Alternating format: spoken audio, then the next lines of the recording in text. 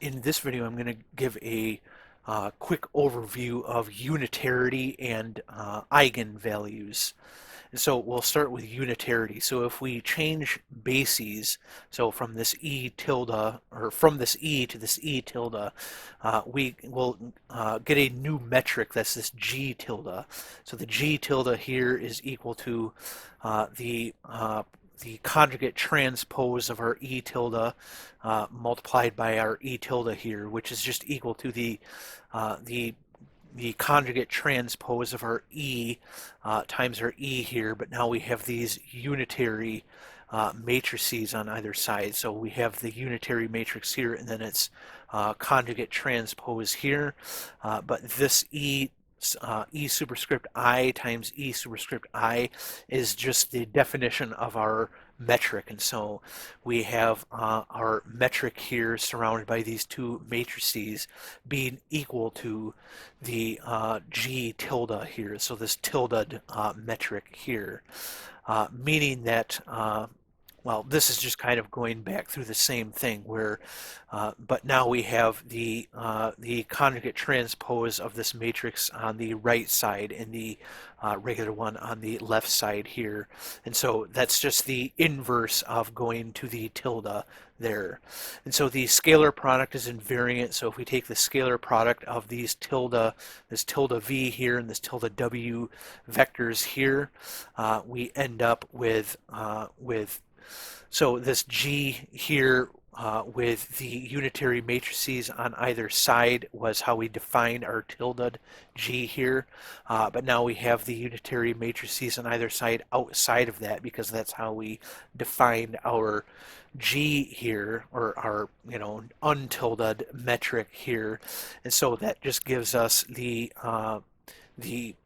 untilde v dot with the untilde w here with the untilde g here. And so it's essentially showing that the dot product in the tilde is equal to the dot product in the untilde there. And so the scalar product is invariant. It doesn't matter what bases we use.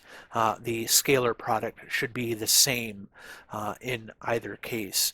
And so orthonormal bases are the easiest to work with, and so we usually want our metric to be equal to the Kronecker delta, which is equal to, in this case, our identity element, and therefore we want u that transforms from one unitary basis to another. And so we just want our g tilde here to be equal to, and so now we're putting this identity element in here for our g with these unitary matrices on either side, and so that just becomes equal to our identity element here. And so we want it so that the conjugate transpose is commutative here with our unitary matrix, and our conjugate transpose is equal to our inverse. And so this means when we satisfy these, it means that the matrix transformation U preserves lengths and angles, which is what we would need if we want our dot product to be invariant. We want our lengths and angles to be preserved regardless of what basis we are in. And so the matrix U that relates the spherical basis to Cartesian basis is, and so if we're going from Cartesian to spherical, like I said, we want to preserve our lengths and angles, and so we can use this matrix here. And so we can actually show that this satisfies the above properties. And so we're going from our Cartesian coordinates here to our spherical basis right here using this matrix. We could show that it is unitary. And so first we find the conjugate transpose, so we transpose it, which is essentially just switching the places of all the off diagonals. So this one I have here in purple goes up to this 0, which that goes down to this here, this 0, and this up here change places, this 1 and this right here change places. Then we conjugate it, which just means that we are changing the signs in front of these complex numbers here. And so the negatives here go away, and we end up with just these positive imaginary numbers here. And so we do a matrix multiplication of this one up here, which was the non-conjugate transpose, and we do a matrix multiplication with our conjugate transpose. And so I go through all these steps of that here. I'm not going to talk through that, but we do end up here with the identity element, which shows that when we do the multiplication of our unitary matrix with its conjugate transpose, we get the identity element. And so I didn't feel like calculating the inverse of our U on my own, and so I actually just went onto this online calculator here and put this in, and it gave me this here. But this looks a little bit different than what we would expect, but that's because it hasn't done this here, which is just multiply all these 1 over square root of 2's by the square root of 2 over square root of 2, which is just multiplying by 1, which is why we're allowed to do that, which gives us the square root of 2 over 2. Then we have the imaginary numbers here in the denominators, but if we just multiply by I over I, which is 1, we get minus I, and so we end up getting our inverse here, which is exactly the same as what we had for our conjugate transpose, and so that shows us that the conjugate transpose is equal to our inverse. And so that is the thing we wanted, is we wanted our conjugate transpose to be equal to our inverse, and we wanted the product of our or the matrix multiplication of our matrix U here with its conjugate transpose to be equal to the identity element, and we showed that that was the case for this one. And so this matrix here then satisfies our unitarity. And so when we go from the Cartesian coordinates to this spherical basis, we will preserve our lengths and angles regardless of the bases. Then so talking a little bit about eigenvalues, so we have equations of this form. So we have this matrix F acting on our vector, which will then just be equal to some constant or some scalar value here, lambda, times our vector.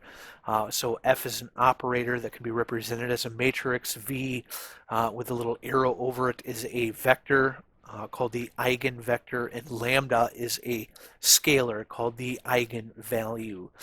More generally, we can write it as this, and so we can have multiple eigenvectors for this matrix here, and each eigenvector will have its own eigenvalue. So we have the corresponding eigenvalue, so lambda sub I there. So if we take a 3 vector, which has a 3 by 3 matrix operator, so like I said in the last video, I'm kind of using 3 dimensions here, but we aren't really losing any generality because you can just generalize this to, an n by n matrix, but so without loss of generality. So we have our matrix acting on our vector here, and that's just equal to this lambda times our vector, which we can just say is equal to the lambda times the identity element acting on our vector, because that would just be the same thing, because it's essentially just multiplying by 1 in sort of vector terms here.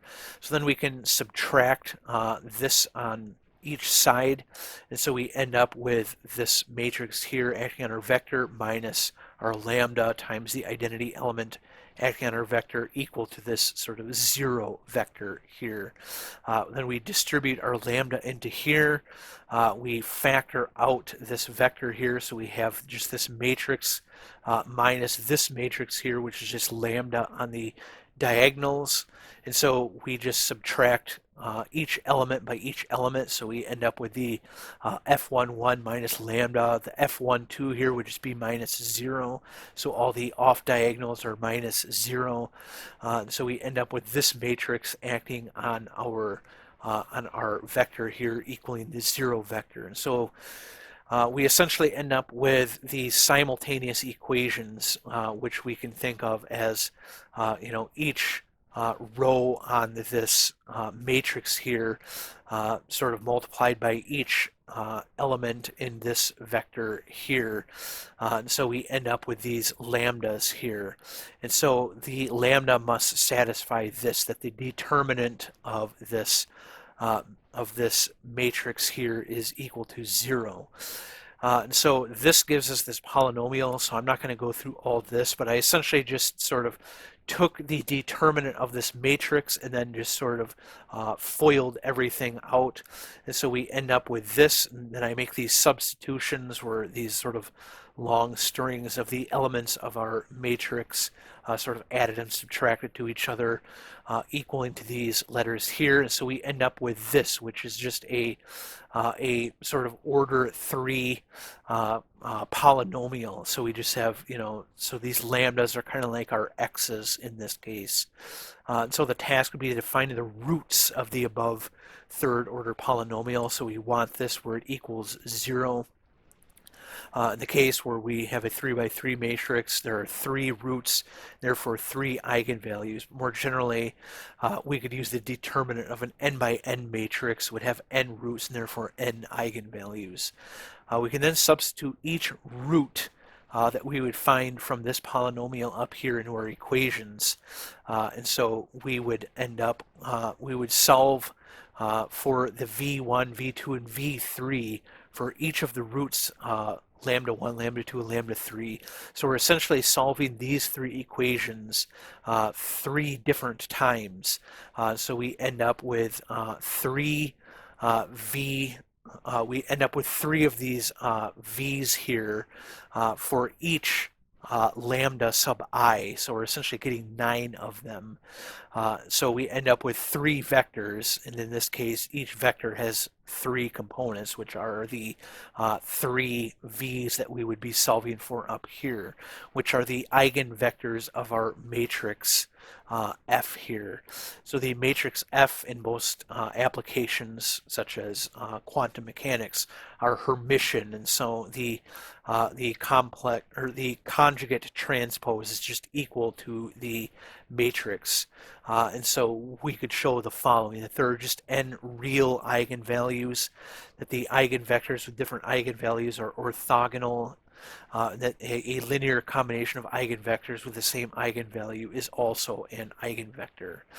But we can collect these eigenvectors into a matrix where each column of the matrix is one of the eigenvectors. So we have this, so this is the the first vector that we got. This is the second, this is the third, and so I'm just essentially taking this 1 and distributing it into there, 2 distributing it into there, 3 distributing it into the air, and we end up with this. And so we can actually just turn that into a matrix here, and the matrix U will be unitary, which satisfies this that we had from above, and will allow us to diagonalize this this F matrix here, where the diagonal elements will be these lambdas, these eigenvalues.